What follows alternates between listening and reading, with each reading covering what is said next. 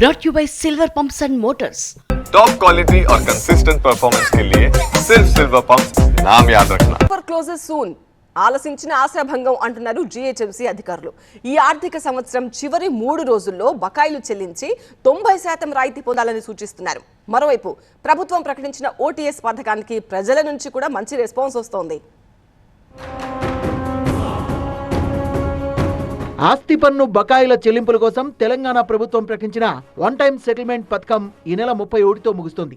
భవనాల యజమానులు త్వరపడాలని సూచిస్తున్నారు అధికారులు. ఉగాది, రంజాన్ పండుగ రోజుల్లో కూడా ఆస్తి పన్ను చెల్లింపుల కోసం కౌంటర్లు తెరిచే ఉంటాయి. ఇంటి యజమానులు గడువులోగా తమ పన్ను బకాయిల్ని చెల్లించి వడ్డీపై 90% రాయితీ పొందాలని సూచించారు అధికారులు.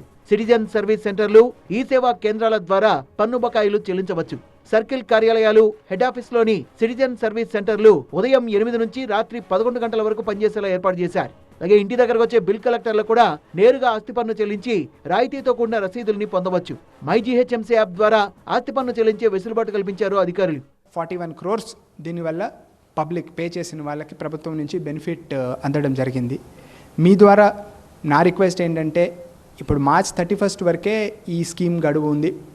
ఈలోగా ఈ స్కీమ్ యూటిలైజ్ చేసుకొని అరియర్స్ ఉన్నవారు అరియర్ ఇంట్రెస్ట్లో 90% మాఫీ అవుతుంది కనుక యూజ్ చేసుకోవాలి.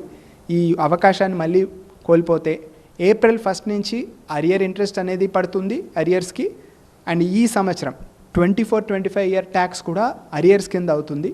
ప్రభుత్వం ప్రతి ఏటా ప్రకటిస్తున్న వన్ టైం సెటిల్మెంట్ పథకానికి ప్రజల నుంచి కూడా మంచి స్పందన వస్తోంది. ఈ నెల 7న ఓటీఎస్ పథకం ప్రారంభించక ముందు రోజువారీ వసూళ్లు 50 లక్షల నుంచి 2 కోట్ల లోపే ఉండేవి. అంతకుముందు రోజుకు 10 లక్షలు మాత్రమే వసూలైన సందర్భాలు కూడా ఉన్నాయి.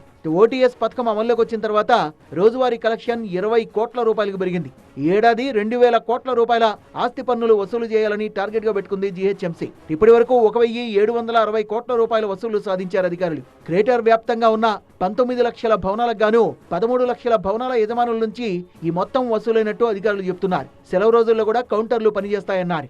ఆల్ పేమెంట్ మెకానిజమ్స్, యూపీఐ కావచ్చు, కార్డ్ కావచ్చు, మీ సేవాస్ కావచ్చు, citizen service, all payment mechanisms will continue to work during this days. Because ఇదంతా ఆన్లైన్ వ్యవస్థ, ఇదేమి క్యాష్ కౌంటర్ అట్లా కాదు, ఖచ్చితంగా పనిచేస్తే. గతంలో గ్రేటర్ హైదరాబాద్ పరిధి వరకే ఉన్న ఓటీఎస్ అవకాశాన్ని ఈసారి రాష్ట్ర వ్యాప్తంగా అమలు చేస్తోంది తెలంగాణ ప్రభుత్వం.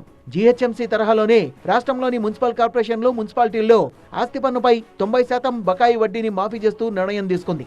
మార్చి 31 వరకు ఆస్తి పన్నుతో పాటు వడ్డీ కేవలం 10% చెల్లించే వారికి ఈ పథకం వర్తిస్తుంది.